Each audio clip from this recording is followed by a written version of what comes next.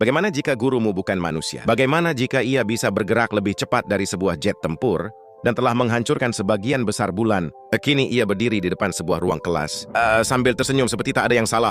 Dan sebelum kelulusan ia berjanji akan menghancurkan seluruh planet. Tapi satu-satunya orang yang diizinkan menghentikannya bukanlah prajurit, bukan pembunuh bayaran dan bukan pahlawan super. Mereka adalah murid terlemah di sekolah, anak-anak yang disebut semua orang sebagai kegagalan. Hari ini kami merekap 2.015 film live action. Ruang kelas pembunuhan. Cerita dimulai dengan operasi militer yang sudah tak beres. Seorang makhluk aneh telah menjadi ancaman terbesar di bumi dan militer Jepang akhirnya menemukan tempat persembunyiannya. Tentara bersenjata bergerak masuk dengan hati-hati mengelilingi daerah dan bersiap untuk melenyapkannya sebelum ia dapat menimbulkan lebih banyak kehancuran.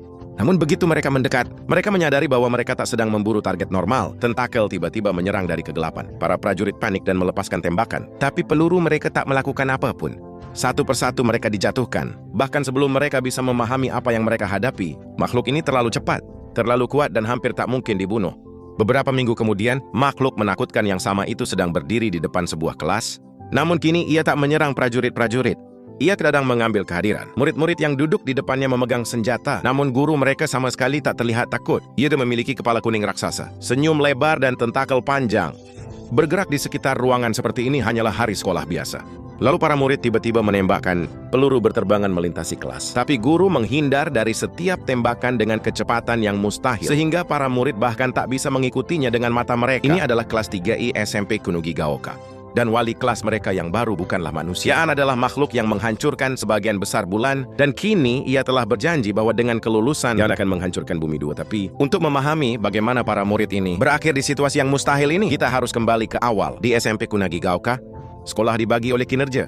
Siswa-siswa terbaik belajar di kampus utama, di mana kepercayaan diri seperti baju zirah. Tapi siswa peringkat terendah dilemparkan ke kelas 3E. Ke seluruh sekolah, kelas E bukan hanya ruang kelas. Itu adalah peringatan jika Anda gagal. Disinilah Anda berakhir. Para siswa dicek, diabaikan dan diperlakukan seperti mereka tidak penting. Alih-alih belajar dengan orang lain, mereka dikirim ke gedung tua yang jauh dari kampus utama. Sekolah mengatakan sistem ini memotivasi siswa lain untuk bekerja lebih keras. Tapi untuk kelas 3E rasanya seperti dibuang. Maka suatu hari semuanya berubah. Para siswa tiba di kelas mereka yang terisolasi dan menemukan makhluk kuning aneh yang menunggu mereka. Dia tampak konyol pada awalnya, hampir seperti gurita raksasa yang tersenyum. Tapi bahaya di sekitarnya sangat nyata. Seorang agen pemerintah bernama Tadaomi Karasuma tiba dan menjelaskan kebenaran. Makhluk ini menghancurkan sebagian besar bulan. Dan kini ia telah membuat kesepakatan dengan pemerintah. Ia ingin menjadi guru kelas 3 sampai lulus. Tapi ada satu syarat. Para murid harus berusaha membunuhnya. Jika mereka gagal, bumi akan hancur.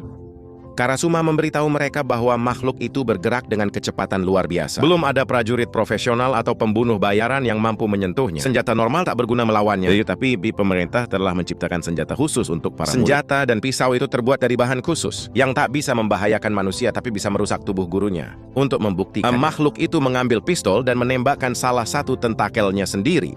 Tapi detik kemudian anggota tubuh itu beregenerasi seperti tak terjadi apa-apa. Lalu Karasuma mengungkapkan pahala. Siapapun yang membunuh makhluk itu dan menyelamatkan bumi akan menerima 10 miliar yen. Dari saat itu kelas 3E bukan lagi sekadar kelas kegagalan. Miripana adalah kesempatan terakhir bumi. Karasuma tetap bersama mereka sebagai instruktur tempur mereka di siang hari. Ia mengajari mereka cara memegang senjata, cara bergerak, cara membidik, dan cara berpikir seperti pembunuh bayaran. Makhluk kuning itu mulai mengajari mereka mata pelajaran sekolah normal. Situasinya gila, guru mereka adalah target mereka.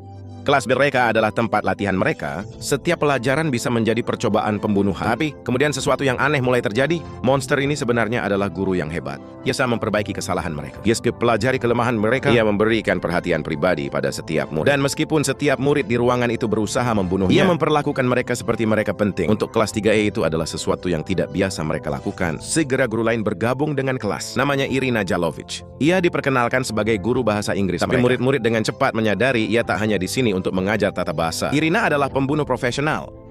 Berbeda dengan Karasuma, ia tak hanya mengandalkan pelatihan tempur ketat, ia menggunakan kecantikan percaya diri, pesona perangkap, dan senjata untuk mendekati targetnya. Ia mencoba mengalihkan perhatian Koro Sensei dan membuatnya menurunkan kewaspadaan. Ia mengelak setiap usaha dengan mudah. Para murid dengan cepat mulai memanggilnya Jalang Sensei.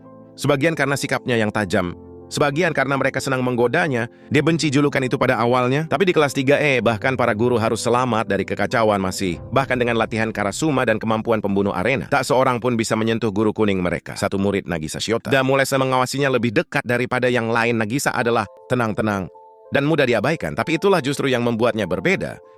Sementara orang lain fokus menembak, Nagisa mempelajari perilaku Koro Sensei. Dia memperhatikan bahwa wajah Koro Sensei berubah warna tergantung suasana hatinya. Ketika dia senang marah, gugup atau serius, wajahnya memberikannya. Bagi kebanyakan orang ini tampak seperti detail kecil. Tapi dalam pembunuhan bahkan kelemahan terkecil pun bisa menjadi senjata suatu hari nanti. 3 siswa menekan Nagisa agar membantu mereka dengan rencana berbahaya. Nagisa tidak yakin, tapi mereka meyakinkannya bahwa ini mungkin kesempatan terbaik mereka. Selama kelas, Nagisa memberitahu Koro Sensei dia telah menyelesaikan tugasnya. Dia berjalan ke arah guru dengan pisau tersembunyi di tangannya. Dia bersikap tenang normal, tidak berbahaya, tapi ketika dia mendekat, dia tiba-tiba menyerang Koro Sensei menghentikan serangan seketika. Lalu Nagisa merengkuhnya. Beberapa detik kemudian sebuah ledakan mengguncang seluruh ruangan. Murid percaya mereka akhirnya melakukannya. Rencana mereka adalah menyembunyikan peluru khusus anti guru di dalam sebuah peledak dan menggunakan Nagisa sebagai titik pengiriman. Ledakan itu seharusnya menghancurkan Koro Sensei, sementara meninggalkan Nagisa dengan hanya luka ringan. Namun ketika asap hilang, Koro Sensei masih hidup. Dia telah melindungi dirinya dengan lapisan khusus kulit yang menyerap seluruh ledakan. Murid-murid terkejut, tapi Koro Sensei tak tersenyum lagi. Wajahnya memerah karena marah. Ia tak marah besar karena mereka mencoba membunuh, yaitu misi. Mereka marah besar karena mereka menggunakan Nagisa seperti alat dan mempertaruhkan nyawa teman sekelas tanpa berpikir. Dalam sekejap Koro Sensei menghilang. Beberapa saat kemudian ia kembali dengan papan nama dari rumah murid-murid yang merencanakan penyerangan.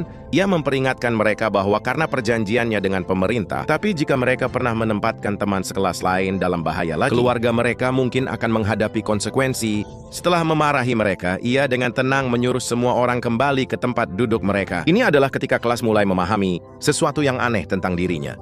Ia adalah target mereka, tapi ia juga melindungi mereka. Kemudian Kayano bertanya pada makhluk itu apakah ia punya nama. Ia bilang ia tidak, jadi ia menyarankan mereka memanggilnya Koro Sensei, nama yang sesuai dengan guru yang seharusnya mereka bunuh. Semua tawanan menerimanya, dan sejak hari itu monster kuning yang tersenyum itu menjadi Koro Sensei. Para murid terus mencoba rencana pembunuhan baru. Suatu hari mereka menjebaknya dalam jaring basket dan berkumpul dengan senjata siap. Sejenak sepertinya mereka akhirnya menangkapnya. Tapi sebelum mereka sempat menyelesaikan serangan, ia menyelinap pergi dan muncul di atap sekolah. Sehati-hati apapun rencana mereka, ia selalu selangkah lebih maju. Maka seorang murid baru datang.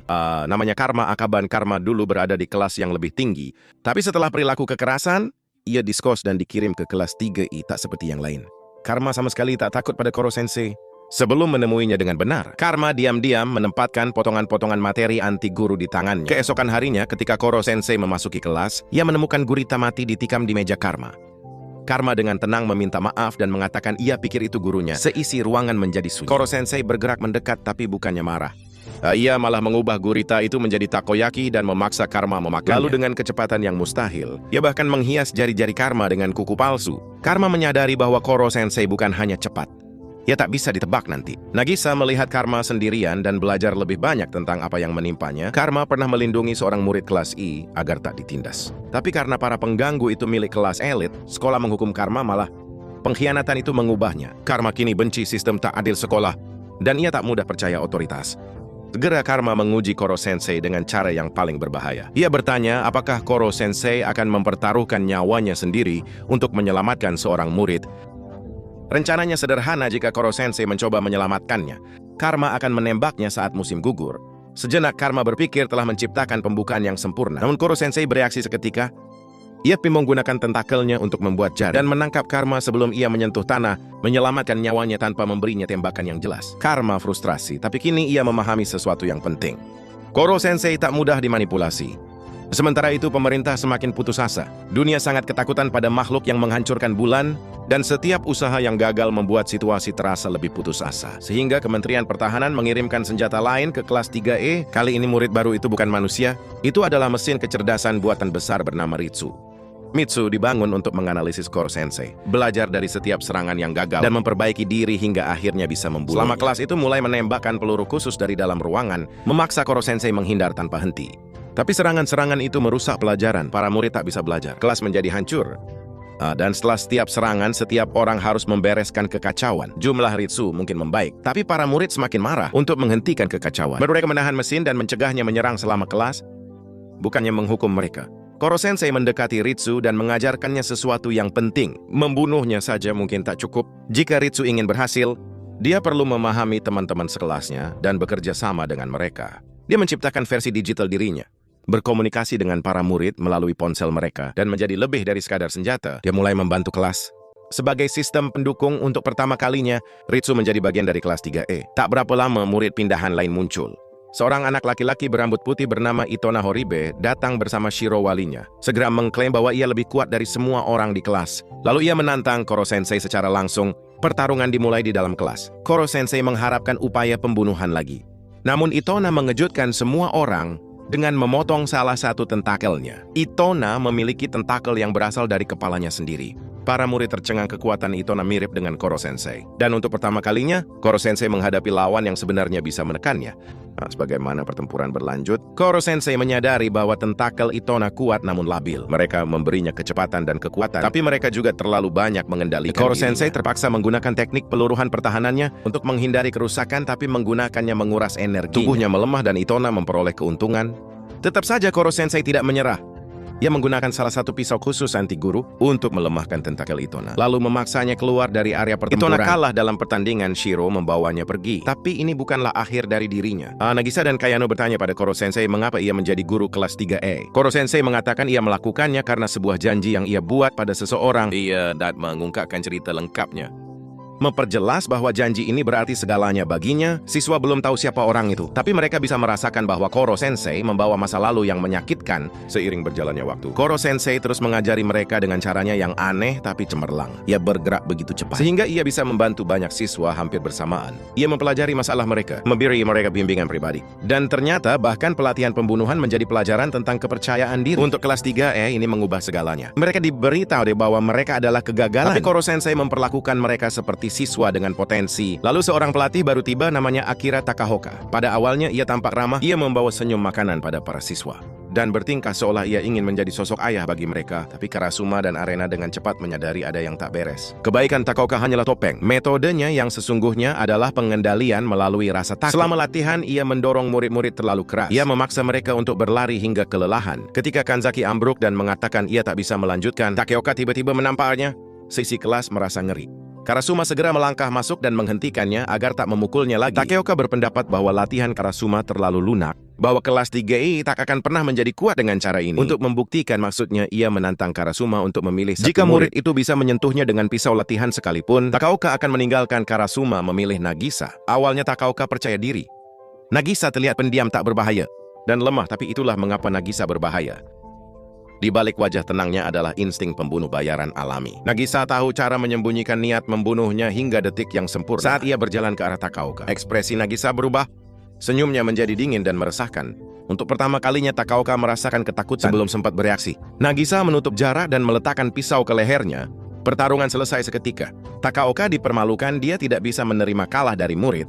Tapi kesepakatan sudah dibuat. Nagisa dengan sopan berterima kasih atas pelajaran dan menyuruhnya pergi. Kelas merayakan, tapi Takahoka tidak melupakan penghinaan. Dia akan kembali lagi nanti di hari hujan lainnya. Para murid belajar sesuatu yang penting tentang Koro Sensei. Dia tiba dengan kepala bengkak karena dia terlalu banyak menyerap air. Nagisa memperhatikan hal ini dengan seksama. Air mempengaruhinya selama kelas IPA. Okuda meminta Koro Sensei meminum racun yang diciptakannya. Murid-murid yang lain tertawa karena ia terlalu jujur tentang mencoba membunuhnya. Tapi Koro Sensei menerima. Ia meminum campuran itu dan tubuhnya berubah aneh sesaat. Wajahnya berubah pucat, bentuknya menjadi tidak stabil, dan sepertinya racun itu mungkin memengaruhinya. Tapi ia cepat pulih, bukannya mengejek Okuda. Ia memujinya racunnya tak cukup untuk membunuhnya, tapi kemampuan kimianya nyata. Koro Sensei mendorongnya untuk terus meningkat. Bahkan jika peningkatan itu mungkin suatu hari nanti membantunya membunuhnya, ia sedang mengajari mereka cara membunuhnya. Dan di saat yang sama, ia sedang membantu mereka percaya pada diri mereka sendiri. Sebelum ujian akhir, Koro Sensei memberi kelas alasan kuat untuk belajar. Ia berjanji bahwa pencetak gol terbanyak di setiap mata pelajaran akan memperoleh hak untuk memotong salah satu tentakelnya. Setiap tentakel yang hilang akan memperlambatnya, membuatnya lebih mudah untuk membunuh. Karena belajar kelas 3E bukan lagi hanya tentang nilai, itu adalah bagian dari pembunuhan. Para murid bekerja lebih keras dari sebelumnya. Koro Sensei menggunakan kecepatan dan kreativitasnya untuk membuat pelajaran terasa hidup. Ia memberi setiap murid alasan yang berbeda untuk meningkatkan. Perlahan kelas yang dipandang rendah semua orang mulai berubah.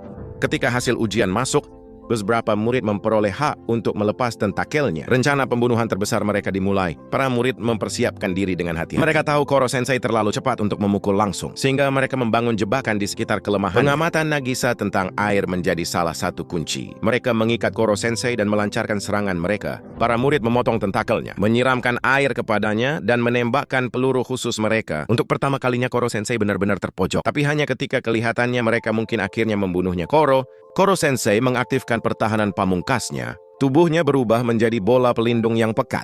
Di dalam tempurung yang mengkristal itu, ia nyaris sepenuhnya aman. Tak ada peluru atau pisau yang bisa menerobos. Namun ada tangkapan pertahanan itu hanya berlangsung selama 24 jam. Para murid menyadari bahwa begitu perisai itu lenyap, Koro Sensei akan kembali rentan. Mereka masih punya kesempatan, namun sebelum sempat menyelesaikan rencana mereka, muncul masalah lain. Itona kembali lagi. Masih putus asa membuktikan bahwa ia lebih kuat dari Koro Sensei.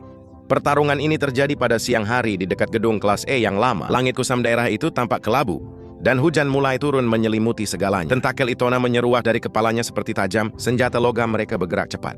Dengan keras dan sesaat, ia terlihat nyaris mustahil untuk berhenti. Tapi Nagisa dan Karma tidak menyerang membabi buta.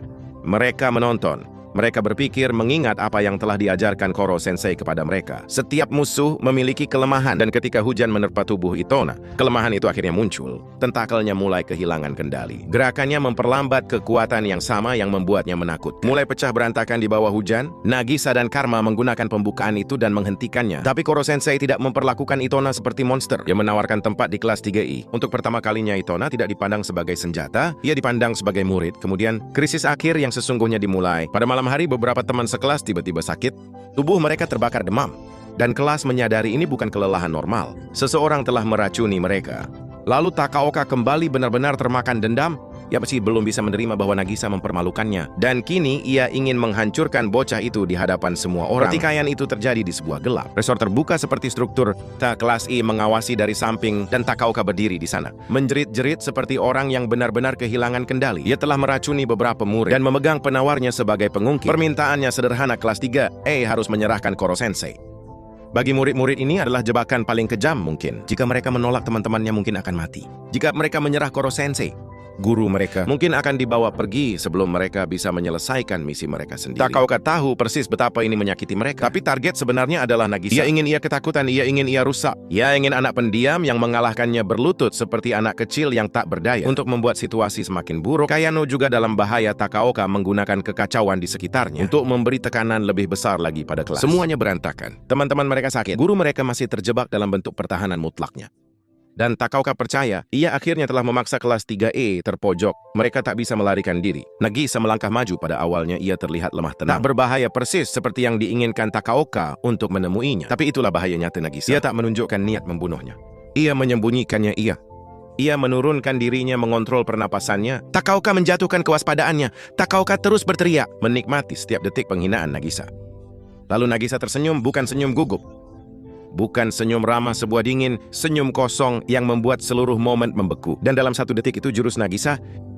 Sebelum Takaoka sempat bereaksi, Nagisa menutup jarak dan memutar balik pertarungan. Slakely yang bias head berjeng kelas 3I melalui ketakutan, dikalahkan oleh murid paling pendiam di kelas. Di saat yang sama, murid memulihkan penawar. Dan ilmu Okuda membantu menyelamatkan teman sekelas yang teracuni. Satu persatu bahaya mulai berlalu.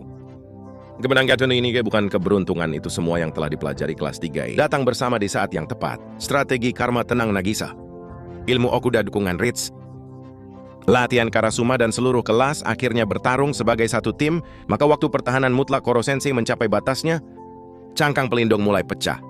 Tepat di depan para murid, ia kembali ke wujud kuning normalnya. Ia masih hidup. Para murid merasa lega. Tapi kelegaan itu menyakiti mereka. Karena misi mereka tak berubah. Mereka masih harus mabnuk guru yang memberi mereka kepercayaan diri, yang melindungi mereka. Guru yang membuat sekolah-sekolah tersebut ditolak kegagalannya. Koro Sensei memandang mereka dengan senyumnya yang biasa. Dan memuji mereka karena sejauh mana mereka telah datang. Ke Shisako no Gigaoka, kelas 3E mungkin masih kelas kegagalan. Tapi mereka bukan kegagalan lagi. Mereka telah melawan pembunuh bayaran. Mereka telah memecahkan masalahnya. Mereka telah saling melindungi. Dan untuk pertama kalinya, mereka sudah mulai percaya bahwa mereka bisa melawan siapapun. Atau tak lagi diperlakukan seperti senjata. Ia menjadi bagian dari kelas. Ritsu terus membantu mereka sebagai rekan setim digital mereka. Karasuma terus melatih mereka. Irina terus mengajar dengan gaya pembunuhnya yang kacau. Dan Koro Sensei terus melakukan apa yang terbaik ia ajarkan.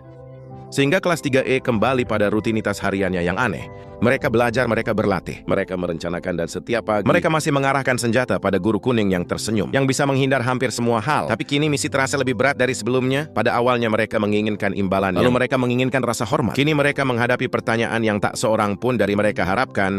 Bisakah mereka benar-benar membunuh guru yang mengubah hidup mereka dan menghancurkan dunia sebelum kelulusan? Jawabannya harus menunggu sampai kelulusan. Apa yang kamu pikirkan tentang film ini? Beritahu saya di komentar, dan jika kamu menikmati rekapan, pastikan untuk menyukai dan berlangganan untuk lebih banyak rekapan film. Pesan yang bisa diambil dari film ini adalah, guru terbaik bukan yang sempurna, tapi yang rela jadi target demi muridnya tumbuh. Koro Sensei ajarkan, kasih sayang lebih kuat dari peluru, dan setiap siswa punya potensi luar biasa. Bahkan si pembunuh pun bisa jadi pahlawan. Jangan nilai orang dari penampilan, tapi dari hati dan tindakannya. Karena di balik senyum lebar dan tubuh kuning itu, ada jiwa yang rela mati agar kita hidup berarti.